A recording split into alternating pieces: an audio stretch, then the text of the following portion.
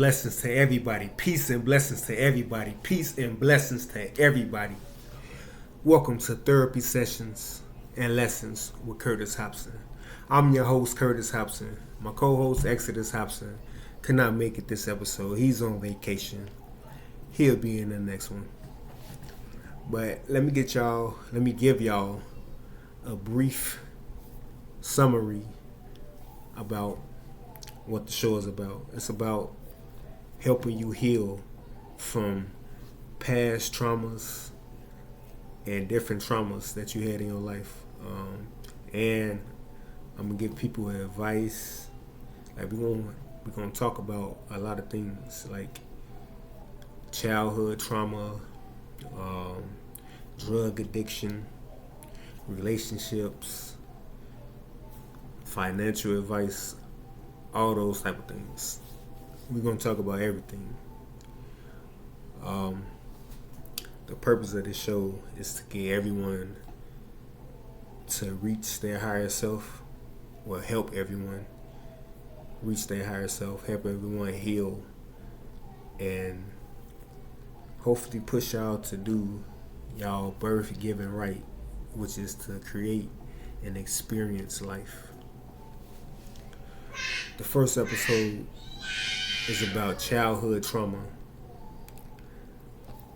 May it be childhood trauma from your parents' drug addiction. Maybe you've been given up for adoption, or maybe your parents died when you was like a kid or a younger age, when you didn't get a chance to grow up with your parents. That's what we're going to talk about. The first step to healing from that, you have to really forgive. You have to forgive. You have to forgive. That's the first step. You can't go no further until you forgive your parents. For example, I said, my mom and my dad were both drug users when I was a kid, and I grew up in a lot of different shelters throughout my childhood, switching schools. Like, so I remember going to like 7 different schools in Chicago, grammar schools in Chicago, because we was always moving from one shelter to another shelter, and that kind of blocked my education. like when I grew older and shit, like it's a lot of shit I had to relearn. But yeah, I grew up in a lot of shelters and went to different schools, and it affected my learning. And I grew up, like, I used to hate my mom for that.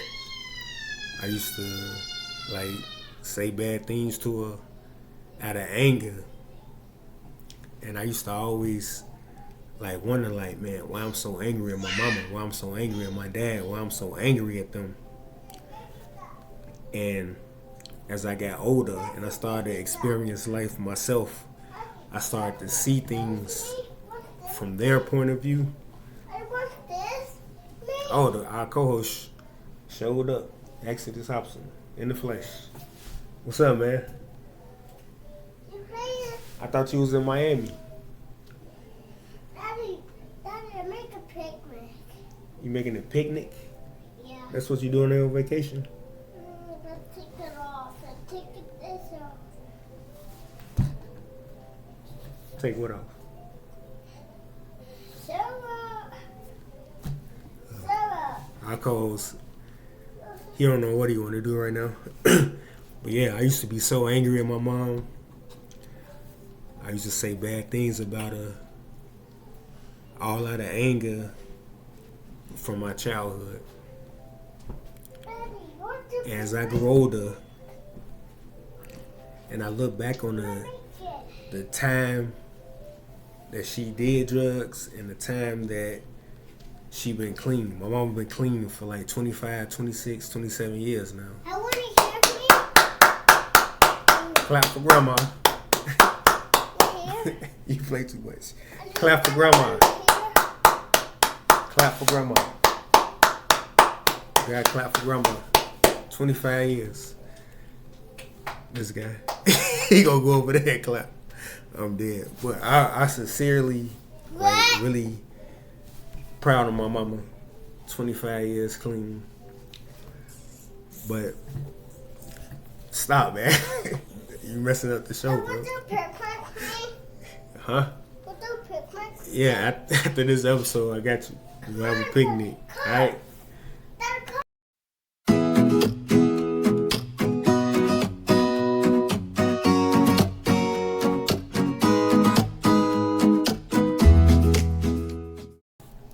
Sorry, we had another brief intermission, but we back. But what were we? Yeah, to forgive, to heal from your childhood trauma, you gotta forgive whatever situation. First, you gotta identify where all this trauma come from, and then you have to forgive that, and then you have to come to an understanding. Well, you gotta come to an understanding before you can forgive. And that's by digging deep. Like, I'm not here to tell nobody what to do. You have to search into your own life and your own experiences. Mine was, my mom was on drugs. And I came to an understanding about my mom. And that's what made me heal.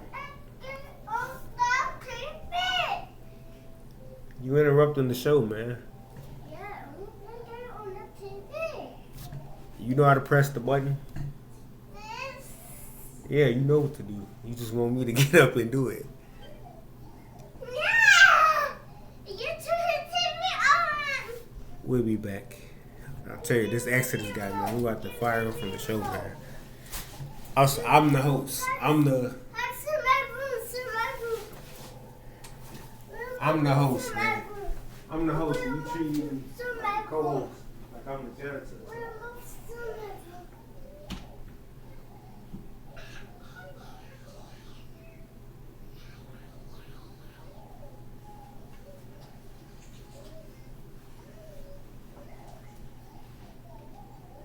Come on, man.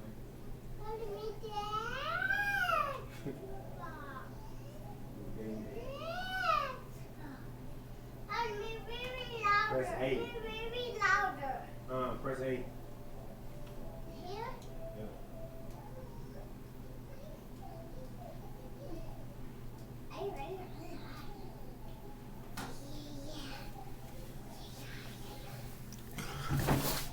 I apologize about that. We back. But I forgave my mom when I came to an understanding of her by looking into her life and her past traumas. And she was just trying to figure it all out.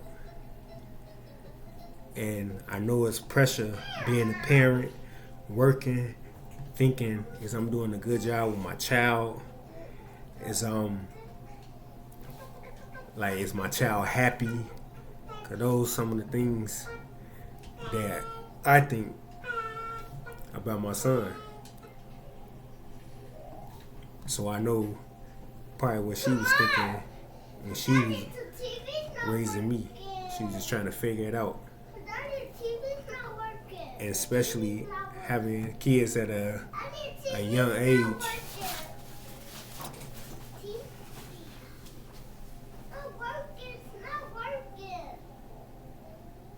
Because you're going online. Go to a load. That's my character. Don't be spending all my money on that, man. I got $3 million. That boy a game head. I can't blame him. Me and my cousin Sue. Shout out to Sue. We used growing up. That's one thing we had was the damn video games. Sega.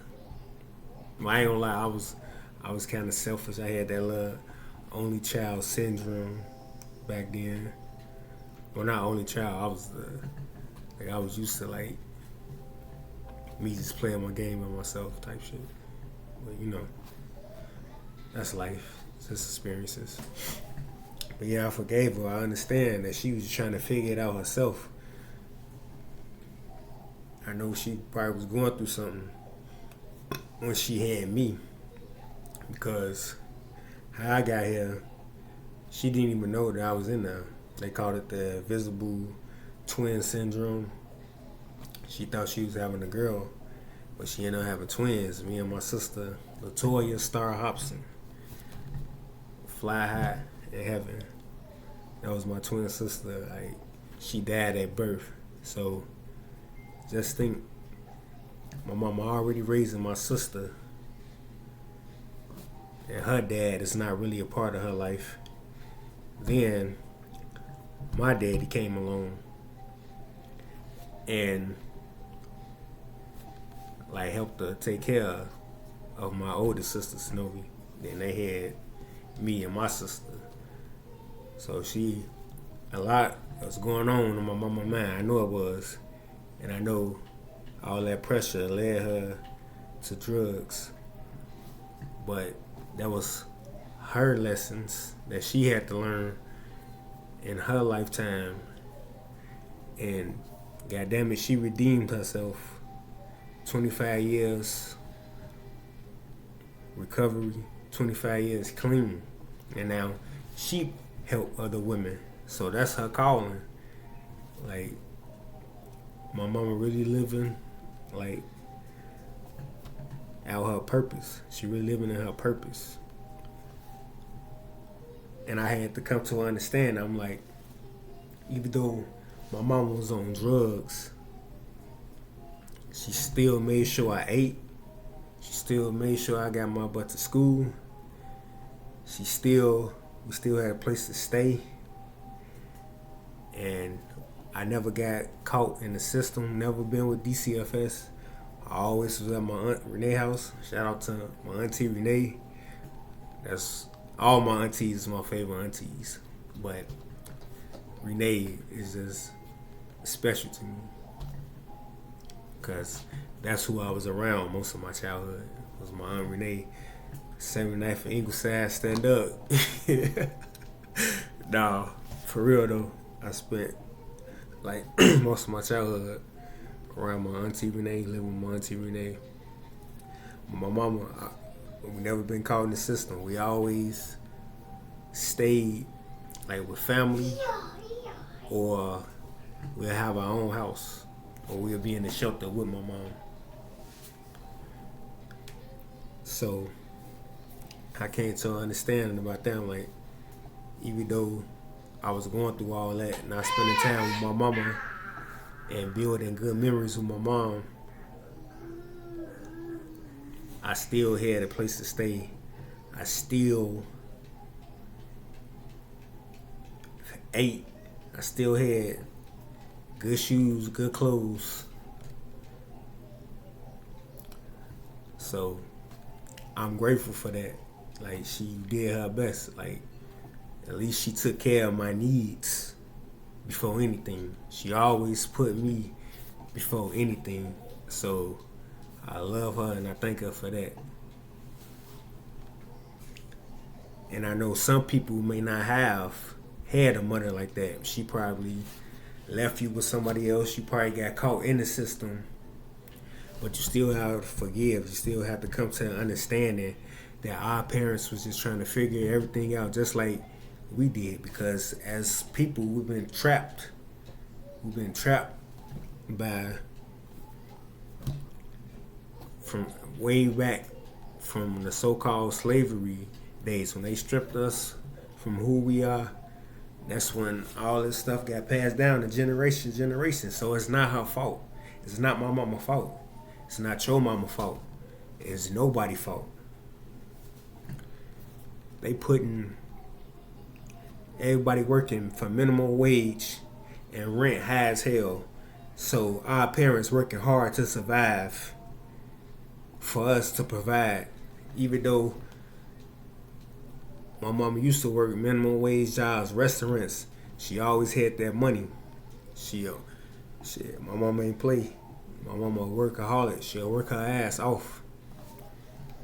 And she a strong woman for that, and that's like inspirational. Like when I think about like how from generation, it's the generational curse get passed down over and over and over and over again, and she did her very best.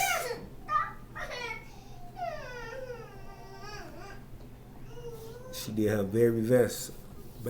So y'all have to understand that it's not y'all parents' fault. Like this type of stuff been passed down to generations. And think most people back in my days, I'm old and shit. People that was like born back in the same time, like 88. You got to think 88 going into the 90s. That's the crack era. They put the crack on the street. Our parents working these jobs trying to survive in a system that was already designed for them to fail. They trying to maneuver through that shit and take care of kids and work long hours. So yeah, she not gonna have enough time to even pay attention to me. She not gonna have a time to like pay attention to like my feelings and like constantly communicating. She always taught me what to do, but we never used to communicate. But I always like, as far as teaching me everything, teaching me of her knowledge, because it's something that she didn't know. She was teaching me her way. And when you come to that understanding, that's when you can forgive. That's when you have to forgive, or you're not gonna heal anything, and that's gonna hold you back. Childhood trauma, any type of trauma, hold you back from ascending to the next level. We got to keep it moving. Like a beautiful soul once said, keep it moving, keep it moving. And that's for real, that's true. We got to keep it moving, we got to keep climbing. Got to keep moving higher to our higher self, our own happiness. And we got to do that by creating and experiencing life. Money ain't everything. But back on subject, like through all that, my mama made it happen. I always had a place to stay. I always had food on the table. Even in the shelters. We weren't even at the shelters for long periods of time. So we was in the shelters we spent many years inside the shelters, but it was always from one shelter to another shelter. But yeah, even through that, she made sure I got to school, made sure I had food on the table. Like, she didn't just leave like, yeah, fuck him, I'm going to do me. She took care of me first, and then, went out and did what she did. But when I come to that understanding, I'm like, this woman is really really like a superhero, because through all that, she still made it happen. Like, she still maintained the job 25 years, like her whole life working. She always had her own.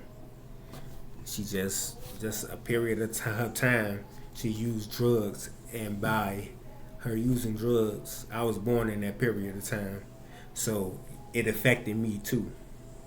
It affected me. And once you come to that understanding, you will forgive your parents. Once you come to understanding, you will heal those traumas.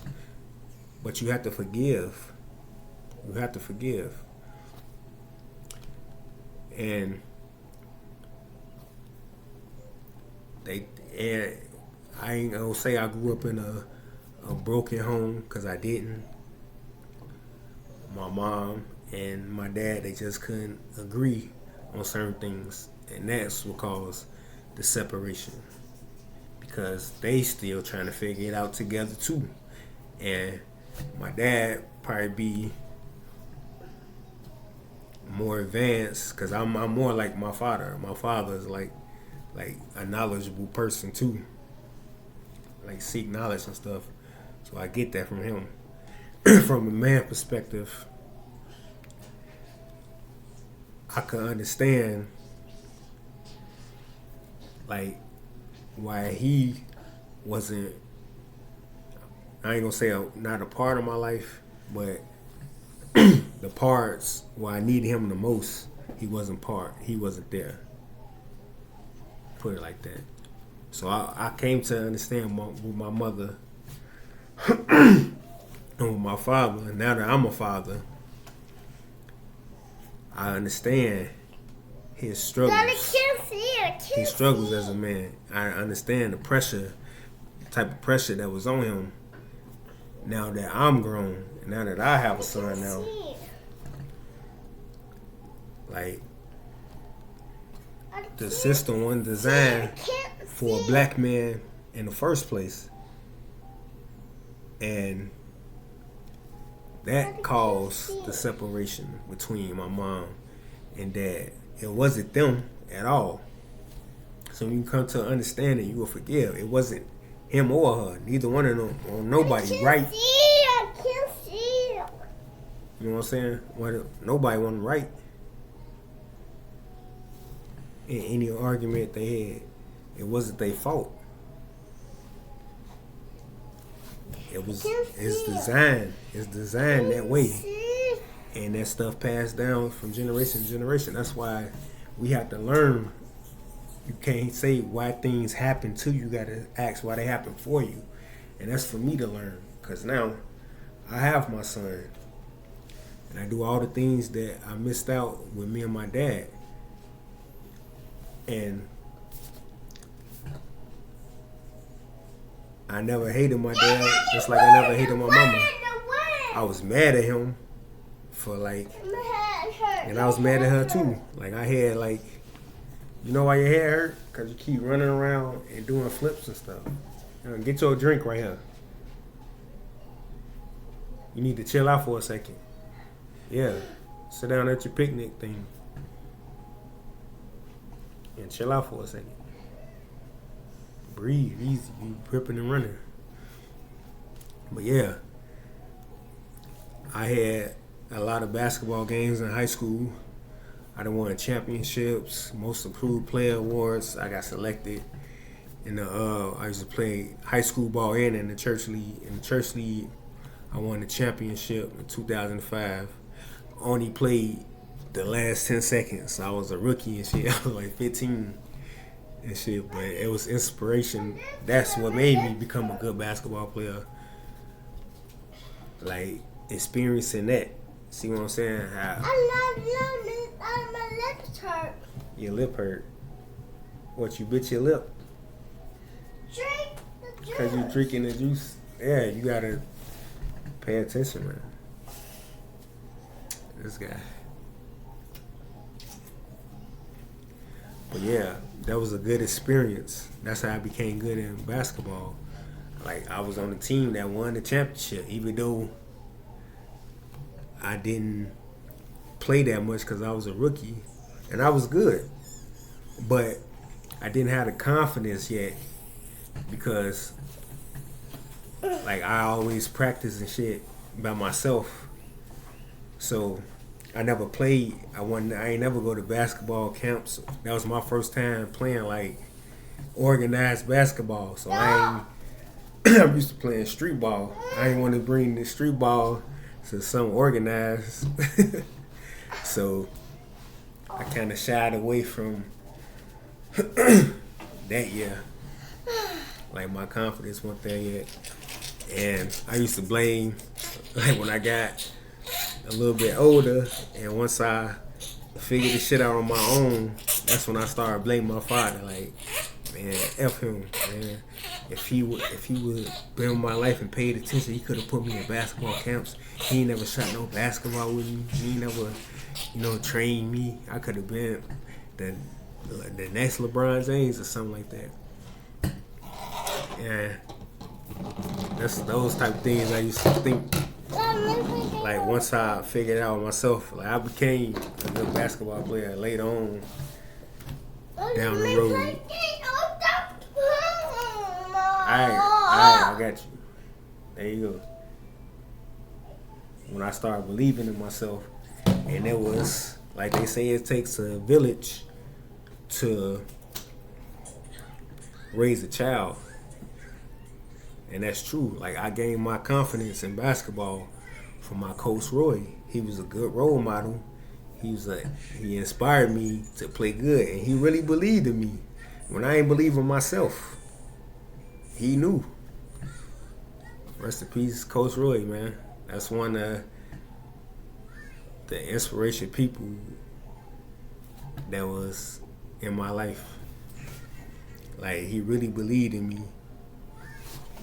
Like he was an amazing man. Like I watched him raise his sons, and how he how he helped them with life problems and stuff and mentored them and stuff. Like he was a real man. Like he had his head on his shoulders, you know. And I used to look at that. I used to be like, damn. Like I wish my dad was like that,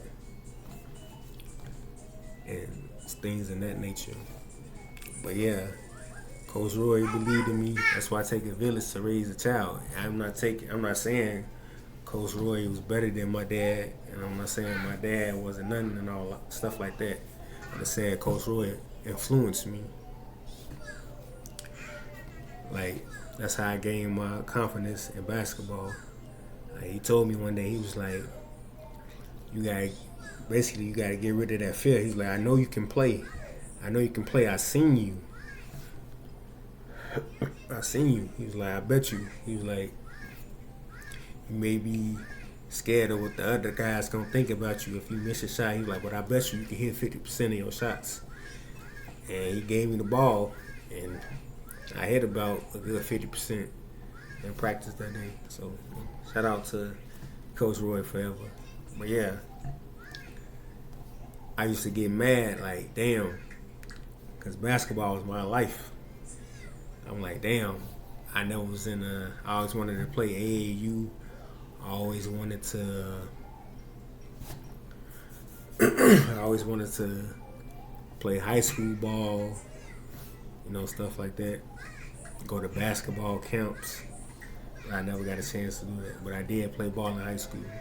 And I used to be angry because he never got a chance to come to none of my games. My mama never came to none of my games. That's why when Meek Mill said I wanted my family to come to the games, my mama couldn't make it because she was at work. That shit hit home because that's how I felt. I felt that pain. Like, damn, when I said, like, just having support from them, you know, would have raised my confidence even higher. Instead, I built my confidence out of anger, and that's what you don't want to do. That's what you don't want to do, because you will become arrogant. You will become arrogant. You will become hateful towards people and stuff like that. And I was hateful towards my dad. I was hateful towards my mom because they didn't support like my basketball career. Like I look at LeBron James and his mama and Allen Iverson, his grandma, stuff like that. I'm like, damn, I ain't never had that type of support. So I'm like, shit, I gotta support my damn self. Like that's and it didn't happen to me, it happened for me. That's what lesson I had to learn in my experience in this lifetime. So it's not their fault. It's not their fault. It's just that's how God designed it for things to happen in divine order like that. So I know to practice whatever sport my son get in. I know to practice with him. Anything that he interested in, I push him towards it more. Like, cause that's what we here to do, to create and experience life. I used to want to be a wrestler. Then I wanted to be a football player. Then I wanted to be a basketball player. Then I'm still a rapper. Like, I did all those things, experiences and passions, things you have passion for. And my anger came from I felt like they didn't believe in me because they never supported like my basketball career. So that kind of hurt my confidence, and and then that when I gained confidence, it come from anger. It came from me being angry at them. So I'm like, I'm gonna get good, and I'm gonna show them. I'm gonna show them who I am, who I can play. I can really play. But and I had to learn that, like on the court. Like I learned to be tough, cause when you growing up and your dad not telling you, your dad not like schooling you, like, yeah, son, you know, basketball contact sport, you know, like you could get bumped, like a nigga could bump you a little hard, somebody could cross you, dunk on you, or anything. You gotta learn how to control normal emotions. Like it's a game. Like you still gotta keep your dignity. You gotta go out there and have fun. I didn't think like that when I was playing sports. My way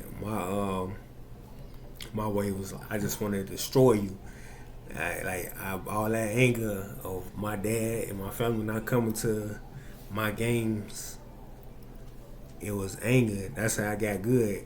Out of anger, I used that anger to become good at basketball. So I used that, you know, for my inspiration. So now I know I had to learn that from my family so I can break that generational curse. That's why anything my son goes through or whatever, anything he interested in, I'm interested in too. I want you to be the best at whatever you interested in. So when you come to that understanding, you'll know, like, my dad was a black man, a BD, Black Disciple, a Black Panther. He went to college. My dad was a nurse. He could cook his ass off. That's one thing that I just started learning, like how to cook meals and shit. I'm like, if my dad is a chef, I know that shit in me somewhere. I know I could whip up and have it smelling good in this motherfucker somewhere. So I just learned off my parents. I learned from their mistakes.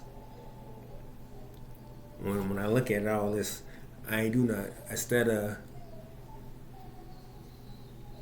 like hating them and just being angry at them for life, I came to that understanding. Like, even though I didn't learn too much from them because they was going through their own things, and some certain things that I know now they didn't even know. So when you come to that understanding, it's like that's when the forgiveness come in. You know, shout out to my dad. You know, he was a Black Disciple. And it's a lot of things he passed down to me. Like, he's like a philosopher. He like writing books and poems, you know, stuff like that. He was a musician. His daddy was a musician.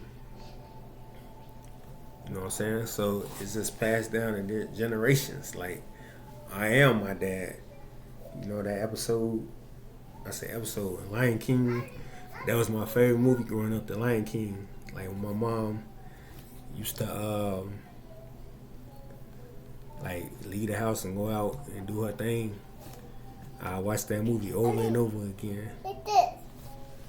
Oh man, you done locked my phone. You gotta wait 1 minute. Remember the password. That.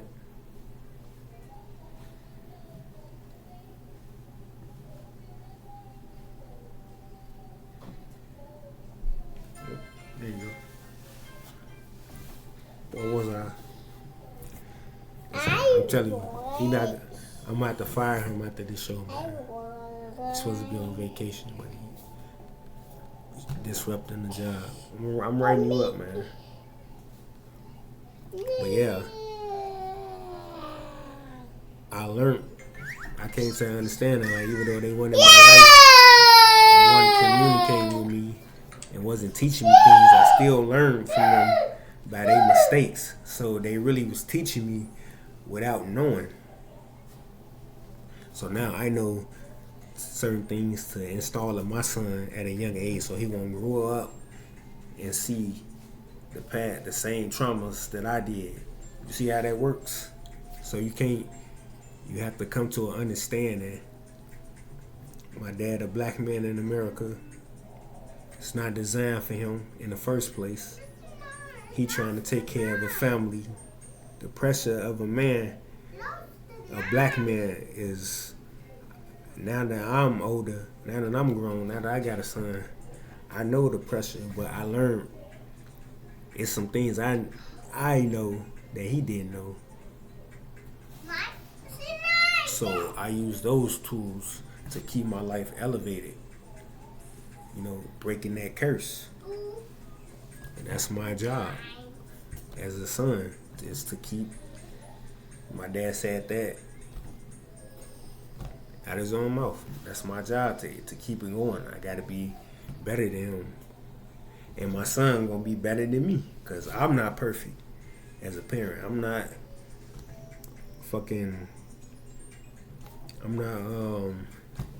Jesus Christ. I make mistakes too. But I learned. You gotta learn from it. I'm constantly learning and learning and learning and learning. And it's gonna be, even though I'm breaking the generational curse, it's things that he probably bring to the next generation, you know. Everybody got their own thing. Like my dad, he didn't grow up without a dad. So when he in that position, he trying to figure out what he didn't see in his own life before I was even here. So I can't blame him for that. That's gotta come to that understanding. And he trying to take care of a family, make sure the rent due, the kids fed, they got all these fake holidays, Christmas, Easter, you know what I'm saying, bills, car notes, you know what I'm saying? Making sure we got clothes on our back and making sure we got food on the table. I know people at his old jobs probably used to test him and shit. I know he used to I know he ain't like doing that shit every motherfucking day, going to work, when he know he's smart enough to start his own business and create a business and create.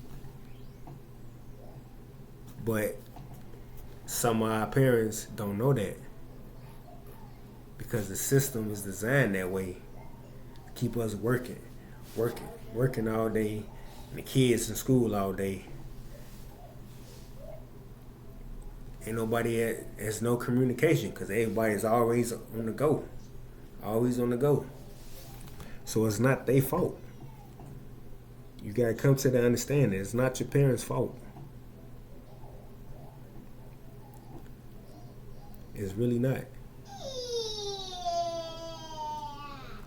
My dad did the best he could. My mom did the best she could. You gotta come to that understanding. Mom, Dad, I forgive you. You gotta come to that understanding and forgive, because it's not their fault. So what did we learn today? What did y'all learn from today? That this system is not created for our parents in the first place, and generational curse has been passed down all the way down from slavery days.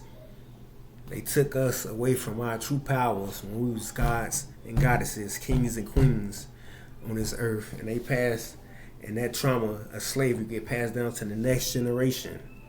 It went from slavery, then the generation after slavery, and then the people after slavery was in segregation. So they got to be worried about some white people as the police shooting them down or going to the wrong restaurants. You see all the shit they had to go through back in those days, which is our grandmas and grandfathers and some great grandmas and shit, they had to go through that shit, and that shit cause anxiety and fuck with somebody's mind. So they in survival mode. That's why you got so many strong black women out here. That's why you got women out here. Like, that's why black women tough like that. That's why black women tough like that, because it's been passed down from generation. When they take the man away and shit, the woman instantly gotta do everything. She in survival mode now. She gotta survive for the kids and the family. And that shit get passed down from generation to generation. And they took that away from us. They took the family away from us. That's why we have childhood trauma. It's not our parents' fault. This shit was designed that way to keep us down. Flat out. Just think, we went from slavery. And after slavery became segregation. And after segregation became drugs. And after drugs became violence. All these generations, and went from all that. And black people haven't progressed. Or if you white, you probably grew up differently, but we all still have childhood traumas. Like, some white people have childhood traumas too. I'm not just talking to black people. Like, a white person, his father could be a big businessman, and that's getting passed down on him, and the pressure is on him to obtain his father's legacy. That could be a hard legacy to obtain. Maybe he don't want to be a businessman. Maybe he want to be some way. He want to be what he want to be instead of some what his father want him to be. You know, white, black. See, everybody got their own different experience. But for right now, I'm just talking to the black people, because they can relate. Most of them grew up the same way I did, but I know other races have childhood trauma too, and y'all have to take what I'm saying to blacks, and y'all have to use it in y'all own life from y'all experiences. Gotta get an understanding of that shit. Even though it's two different races, and we come from two different sides of the world, but everybody got some type of trauma, and y'all have to forgive. I know y'all got enough strength in y'all to forgive. But yeah, just think about that. After the segregation, when Martin Luther King and the civil rights movement, you know why the civil rights movement was so, and with Malcolm X and all them back in them days, you know why that shit was so powerful? Because they had the black woman and the black man together as a family. They was family. That was family. That's what they took away from us, the family.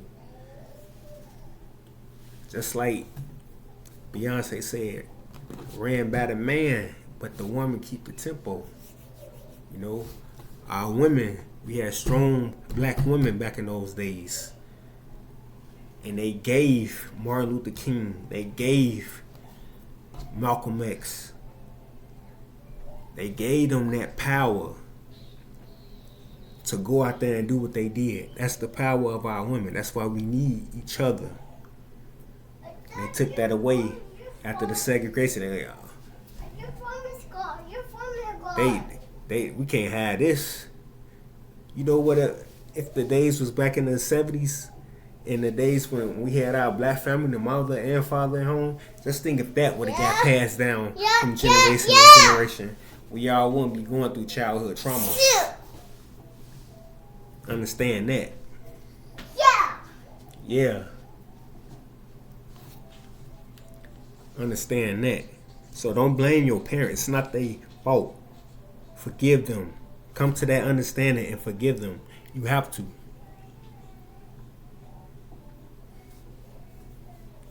You have to. You have to.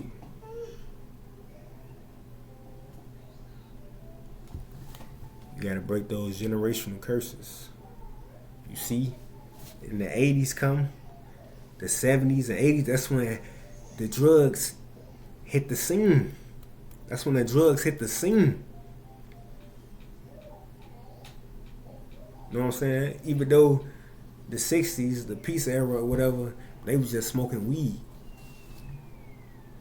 Then you come the 70s, you got heroin. Then the 80s, crack.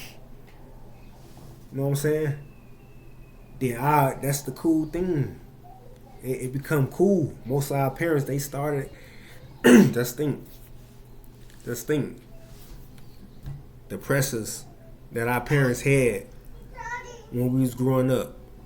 So they come out with this drug, make you feel good a little bit. They wanted our parents to use that as an escape. You see what I'm saying? As an escape. And what you do? You become a drug addict. You become a fiend. You start losing your mind. You chase it. You study chasing that high. And that's going to tear you away from your family. And it's going to affect your kids. You got a boo-boo? No, that's it. Huh? No, that's it. Alright, go ahead, use it. Use the bathroom. No, we have to.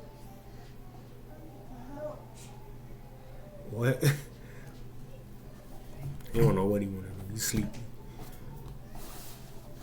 It's about that bad time. But yeah, you got to understand that, man. I understand that now. I dug my research. I've awakened myself out of this false reality. I'm like, damn, this shit wasn't built for my parents in the first place, and they still survived through that shit. So we gotta give a hand to our parents. I gotta give a hand to my dad. He did the best he could. I gotta give a hand to my mom. She did the best she could in this shit. They took away the black family. They took away the family, the man and woman. And that's why we got childhood trauma, because they took that away from us.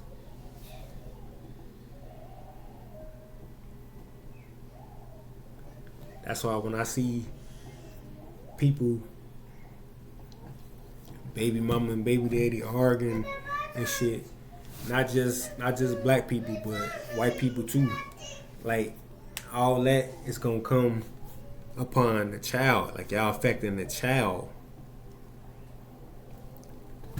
And y'all don't know. So when some of y'all don't know, when y'all if y'all don't change now, some of y'all kids gonna have that childhood trauma, and they gonna be like, shit, our parents didn't know. That's what they doing in the music. They took the man out of the house, out of the equation. And a lot of women think welfare, food stamps, cash assistance, Section 8. Y'all think they did that shit to help y'all. They only did that so they could take the man. What you need the man for now? Shit, I could go down to the aid office. I get food stamps, get free food for free off my food stamps, get free cash, child support, Section 8 own house. What you need a man for? They did that that's not to help y'all. Well, none of that shit was designed and built to help y'all.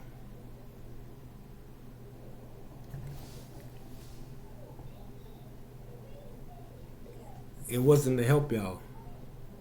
And only the real will understand that. Some people, they gonna like, well, if I keep talking about and all that. But if you know, you know. Everybody not gonna get it. Everybody not gonna understand what I'm telling them. And it's up to them.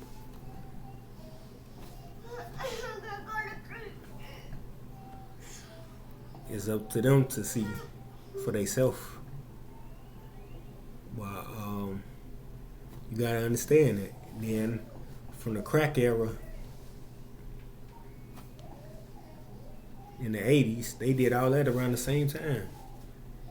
Created welfare and shit, only to benefit the women, so they can take the man out the house, so they keep everything in control. Cause ain't nobody gonna fight for their rights if you don't have a black woman or a woman like telling you the things that she's going through and the things, cause that's women's natural ability to nurture. They knew a black woman knew that, or any woman knew that shit ain't right. That shit wasn't right. They took the black family away. They took the man out the house. What's Martin Luther King wife, Coretta Scott King? She instilled that in him. She helped him. That's like they say, behind every good man is a good woman. And that's why it's a lot of single parent houses, because we have lost our roles. We have lost our true power, which is the woman and the man, the black woman and the black man.